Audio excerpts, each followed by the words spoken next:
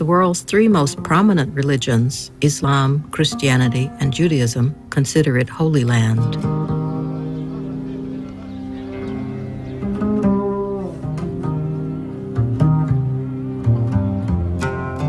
Each year, millions of people from around the world come here to pray for peace and prosperity.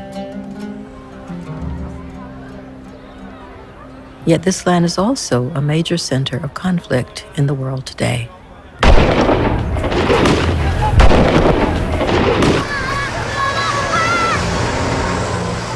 For Jewish Israelis, the conflict centers on protecting a homeland created for the Jewish people in 1948.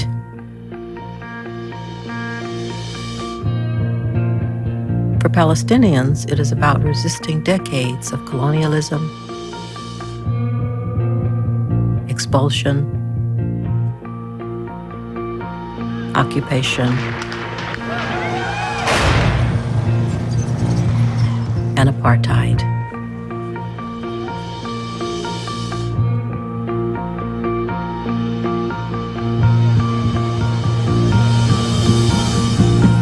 Most people identify apartheid with the grotesque system of control that existed in South Africa from 1948 to 1994, in which the white minority ruled over the black majority, stole their land, and deprived them of basic rights. It was a system reviled by the whole world, and it eventually crumbled under the combined pressure of internal resistance and international sanctions. Today, the word is back, and with it too is a growing global movement to end the Israeli form of apartheid.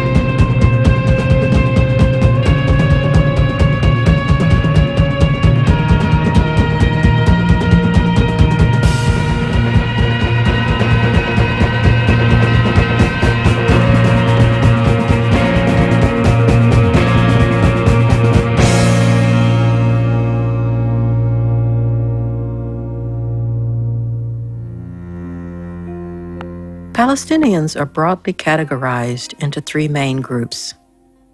The majority of Palestinians are refugees that were forced out of the land that became Israel in 1948. Today, they number over 6 million people and still live in refugee camps in places like Syria, Lebanon, and Jordan.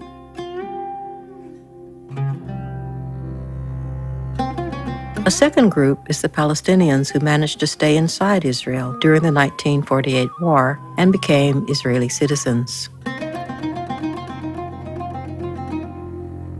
And lastly, there are the 5 million Palestinians living in the occupied territories, the West Bank, East Jerusalem, and the Gaza Strip. This territory is defined by what is known as the Green Line.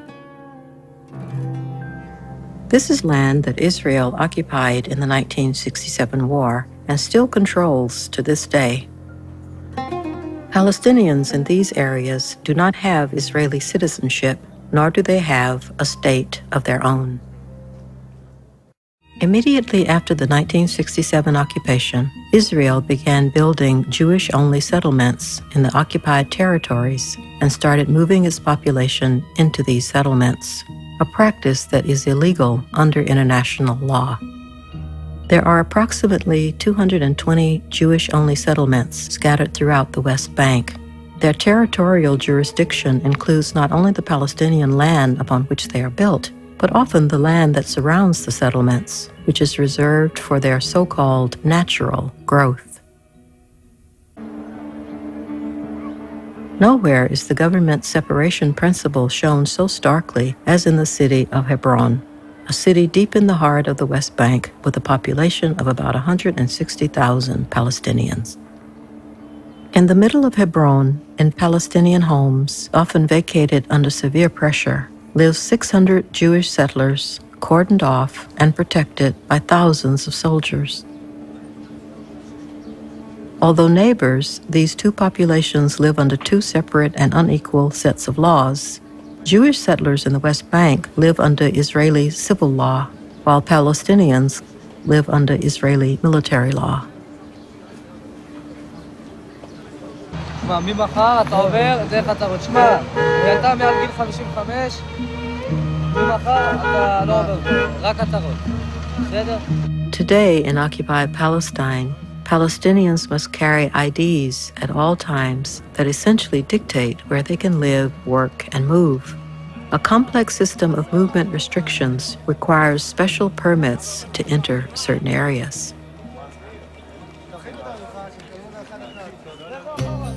There are over 600 manned checkpoints and physical roadblocks in the West Bank that restrict the freedom of movement of Palestinians. Only 36 of these separate Israel and the West Bank. The rest separate Palestinian towns from other Palestinian towns.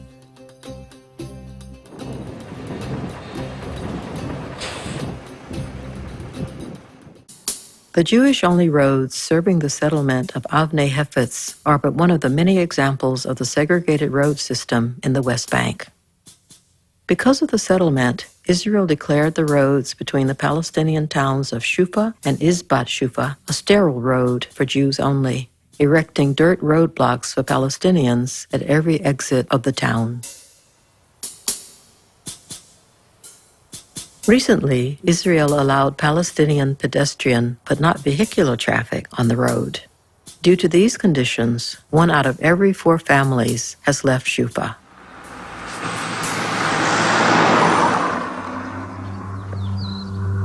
In 2002, under the guise of a temporary security measure, Israel began construction of the separation barrier to completely seal off the West Bank from Israel.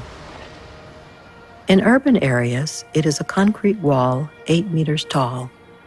In rural areas, it is a smart fence, averaging 60 meters wide, with motion, heat, and vibration sensors, cameras, trenches, patrol roads, and razor wire. To many, however, the wall is not about security.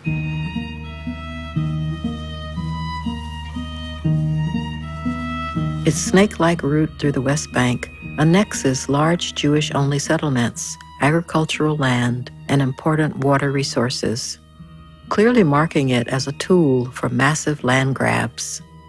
Only 15% of the wall follows the Green Line. Instead, the wall twists and turns deep into the West Bank, making it more than twice as long as the Green Line itself. It separates Palestinian villages from neighboring Palestinian villages, farmers from their land and income, parents from children, and severely restricts Palestinian freedom of movement. It encircles many towns from all sides, creating isolated ghettos surrounded by walls, checkpoints, and Israeli-only roads.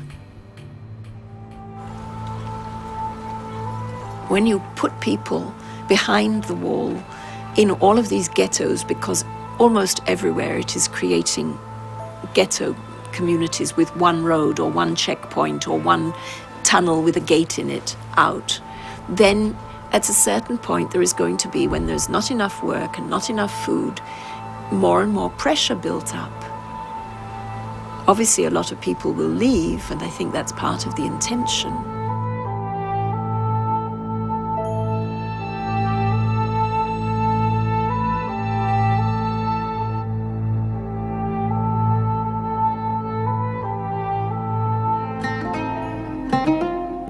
Since 2006, Israel has imposed a deadly siege on the Gaza Strip, prohibiting most goods and people from entering or leaving the enclave. The siege has caused an economic standstill in Gaza. The unemployment rate hovers around 40%. On the more ridiculous end of the spectrum of goods not allowed into Gaza are things like pasta and chocolate. Recently obtained Israeli government documents show this to be a deliberate policy. Mathematic formulas were created which define the minimum caloric needs of the 1.5 million people in Gaza, as well as an upper limit so that food items cannot become too plentiful. In 2009, Israel bombed Gaza's sewage treatment facilities and electricity plants, and now won't allow the necessary parts in to repair them. Restrictions on fuel imports further limit the ability of critical infrastructure to function, while also causing daily, prolonged blackouts. Blackouts can be deadly for patients in hospitals, but more so is the lack of medicine, specialized care, and clean water. Over 1 million Palestinians became refugees in the 1948 and 1967 wars. By natural population growth, they now number over 5 million people who still await their right to return. Some Palestinians managed to stay inside what became Israel in 1948 and today make up 20% of Israeli citizens. By far, the most fundamental element of apartheid with both South Africa and Israel is control of the land. In apartheid South Africa, a slew of laws were enacted that designated 87% of the land for whites only. This introduced the oxymoronic term, quote, foreign natives, into the language of parliament to describe blacks given permission to live in white areas. Israel's complex and creative web of apartheid laws introduced equally oxymoronic terms such as, quote, present absentee into its parliamentary language. This was used to describe Palestinians who are actually present inside Israel, but legally declared absent in order to confiscate their land. Through these colonial and apartheid-style laws, over 90% of the land of Israel is effectively reserved for Jews only. Aside from the few mixed cities like Haifa and Akko, most of Israel's communities are segregated along ethnic lines. Israel's 1.3 million Palestinian citizens are restricted to 120 communities that existed before the creation of Israel in 1948 and which have been unable to expand since.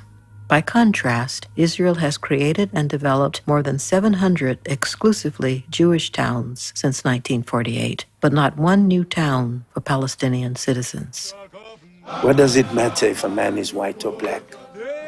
What does it matter if he's a Jew or he's an Arab? It is possible. Israel, it is possible. It is possible to have peace with Jews and Arabs if the heart is ready, if the soul is ready, if we can transcend these petty foibles of power and pomposity, and we say to this world, it is possible. It is possible.